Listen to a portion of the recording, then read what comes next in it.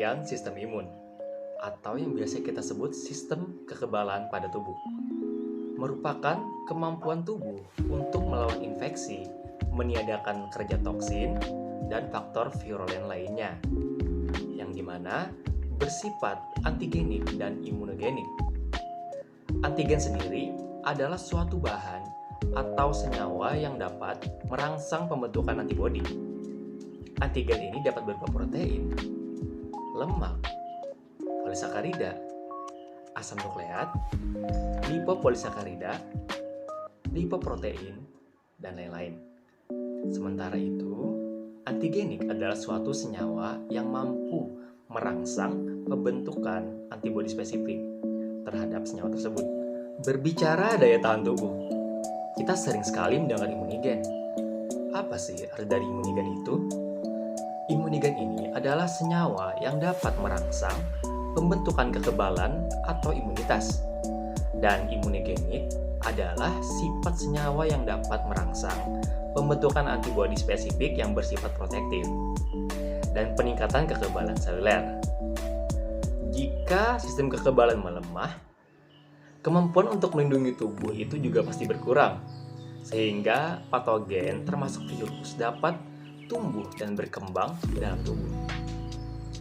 Sedangkan reaksi yang dikoordinasi sel-sel itu dan molekul-molekul terhadap mikroba dan bahan lainnya disebut dengan respon imun. Selanjutnya yang akan kita bahas adalah fungsi respon imun. Secara umum, ada 3 fungsi utama respon imun. Yang pertama adalah fungsi pertahanan, yang kedua adalah fungsi hemostatis, dan yang ketiga adalah fungsi perondaan ataupun fungsi pengawasan.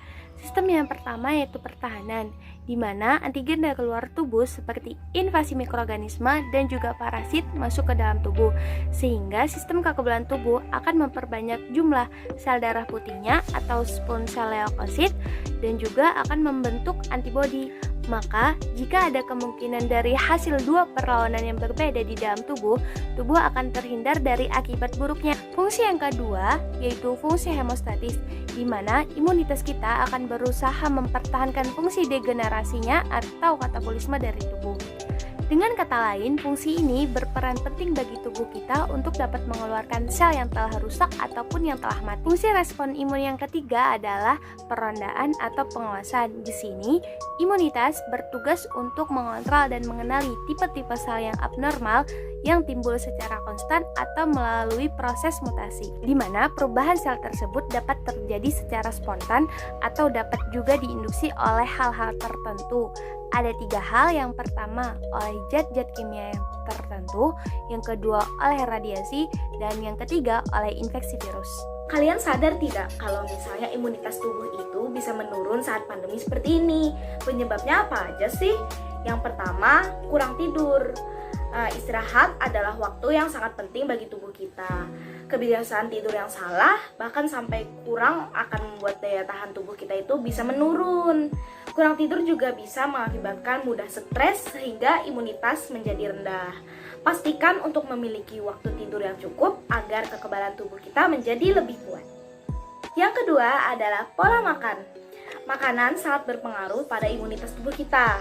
Beberapa makanan dan minuman itu bisa menyebabkan menurunnya imunitas tubuh. Di antaranya makanan yang tinggi gula, garam, dan juga lemak. Nah, untuk memiliki pola makan yang seimbang, kita cukup perbanyak konsumsi buah, sayur, dan lauk yang bergizi. Hindari juga banyak mengonsumsi makanan cepat saji yang memiliki kandungan gula berlebih. Yang ketiga yaitu stres. Stres bisa menyebabkan imunitas tubuh itu menurun karena tubuh mengeluarkan hormon yang menekan sistem daya tahan tubuh. Meski sulit untuk dihilangkan, stres bisa menguranginya dengan cara mencari kesenangan, bermeditasi, atau ngobrol dengan orang lain. Yang keempat yaitu merokok. Nah, baik perokok aktif maupun pasif itu sama-sama berisiko loh terhadap penyakit. Nah, paparan asap rokok ini bisa memperburuk kondisi tubuh dan imunitas kita.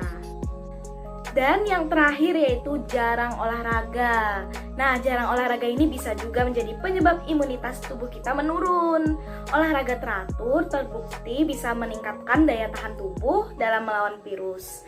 Karena itu, Usahakan untuk selalu melakukan olahraga secara rutin meski hanya olahraga ringan. Tanda turunnya imunitas tubuh. Tingkat stres yang berlebih. Menurut laporan American Psychological Association, tingkat stres yang berlebihan dan berjangka panjang bisa melemahkan respon daya tahan tubuh kita. Jika ini terjadi, akan membuat tubuh kita rentan akan terinfeksi virus. Lebih sering sakit. Sangat normal jika seseorang sakit flu atau pilek 3 kali dalam 1 tahun. Sebagian besar akan sembuh dalam kurun waktu 7-10 hari. Daya tahan tubuh membutuhkan waktu 3-4 hari untuk bisa mengembangkan antibodi dan melawan virus yang mengganggu. Tetapi jika pilek ini tidak sembuh dan juga sering terjadi, itu bisa menandakan bahwa daya tahan tubuh kita sedang berjuang mengimbanginya. Luka di kulit lama untuk sembuh. Kulit merupakan bagian tubuh yang paling rentan terluka, terbakar, terpotong, dan tergores. Jika kita terluka, proses penyembuhannya akan bergantung pada daya tahan tubuh kita masing-masing. Saat daya tahan tubuh menurun, kulit tidak bisa melakukan regenerasi. Oleh karena itu, luka-luka yang ada di kulit kita akan membutuhkan waktu yang lama untuk sembuh. Sering mengalami masalah perut. Jika sering diare atau sembelit, bisa jadi daya tahan tubuh kita sedang terganggu. Sebuah penelitian menunjukkan bahwa hampir 70% sistem kekebalan tubuh berada di saluran pencernaan. Bakteri atau mikroorganisme yang menguntungkan di sana dapat melindungi usus dari berbagai infeksi dan mendukung daya tahan tubuh. Jika bakteri jahat atau bakteri yang kurang menguntungkan berada di dalam usus, bisa membuat kamu berisiko terinfeksi, mengalami peradangan kronis, dan gangguan autoimun. Sering mengalami infeksi. American Academy of Allergy, Asthma and Immunology melaporkan bahwa seseorang yang daya tahan tubuhnya lemah sangat rentan mengalami infeksi. Berikut tanda-tanda orang dewasa yang mengalami defisiensi imun. Pertama, mengalami infeksi telinga 4 kali dalam setahun. Kemudian mengalami pneumonia 2 kali dalam 1 tahun, menderita sinusitis kronis atau sinusitis bakterial 3 kali dalam 1 tahun, dan membutuhkan antibiotik yang lebih banyak dalam periode 1 tahun. Merasa kelelahan sepanjang waktu.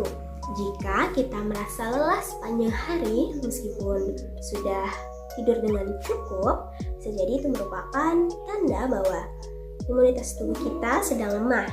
Disarankan untuk menghemat energi agar imunitas tubuh bisa bekerja lebih baik untuk melawan virus yang masuk. Cara menjaga imunitas tubuh pada saat pandemi COVID-19. Saat pandemi COVID-19 masih berlangsung, hal utama yang perlu dijaga adalah imunitas tubuh. Imun berguna dan bahkan sangat vital keberadaannya karena merupakan garda terdepan dari kesehatan tubuh. Berikut ini adalah beberapa cara untuk menjaga imun tubuh pada saat pandemi agar tidak mudah terserang penyakit, yaitu yang pertama, mengonsumsi makanan yang sehat seperti sayur-sayuran, buah-buahan, dan beberapa vitamin. Yang kedua adalah berolahraga. Jika kita sudah mengonsumsi makanan yang sehat, maka langkah selanjutnya adalah sering melakukan olahraga. Yang ketiga, jangan stres. Maka dari itu, kita dapat mengurangi stres dengan bermeditasi agar imun kembali kuat. Yang keempat, tidur yang cukup. Yang kelima, selalu mengonsumsi suplemen penambah imun tubuh. Dan yang terakhir adalah berjemur. Cara menjaga imunitas tubuh saat pandemi pada kesehatan rongga mulut. Untuk menghindari terjadinya masalah pada gigi dan mulut, menjaga kebersihannya merupakan suatu keharusan. Dengan kondisi gigi dan mulut yang sehat, Anda tidak perlu lagi pergi ke dokter sehingga bisa terhindar dari resiko terpapar virus COVID-19. Berikut beberapa cara yang Anda dapat lakukan dalam upaya menjaga kesehatan gigi dan mulut selama pandemi. Yang pertama, menyikat gigi secara rutin dengan teknik yang benar. Berdasarkan edaran yang diterbitkan Kemenkes RI tahun 2018, Anda disarankan untuk menyikat gigi 2 kali dalam sehari, yaitu setelah sarapan pagi dan sebelum tidur malam. Dalam hal pemilihan sikat gigi, terdapat beberapa jenis, yakni yang memiliki bulu soft, medium, atau hard. Pilihlah yang sesuai dengan kekuatan menyikat, dan kondisi gigi Anda sendiri.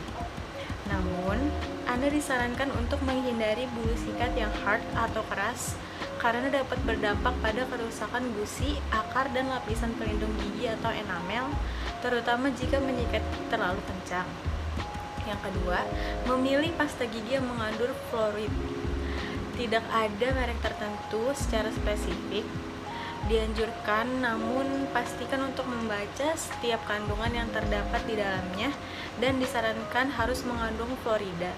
Fluorida dapat berguna untuk melindungi gigi untuk membantu mencegah karies dan kerusakan pada gigi. Yang ketiga, lengkapi kebiasaan membersihkan gigi dengan mouthwash atau obat kumur. Mouthwash atau obat kumur biasanya digunakan setelah selesai menggosok gigi dengan tujuan untuk menjaga kesehatan gigi dengan optimal.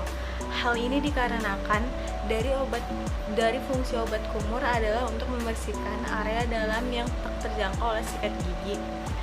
Pilih mouthwash atau obat kumur yang mengandung 4 essential oil untuk bantu kurangi 99,9% kuman penyebab masalah mulut. Selain itu, obat kumur juga dapat digunakan untuk membantu menetralkan asam dalam mulut dan juga dapat membantu memperkuat struktur gigi. Benang gigi atau flossing juga dapat membantu membersihkan makanan yang tertinggal di sela-sela gigi. Kombinasi obat kumur dan flossing juga dapat membantu mencegah mengalami bau mulut.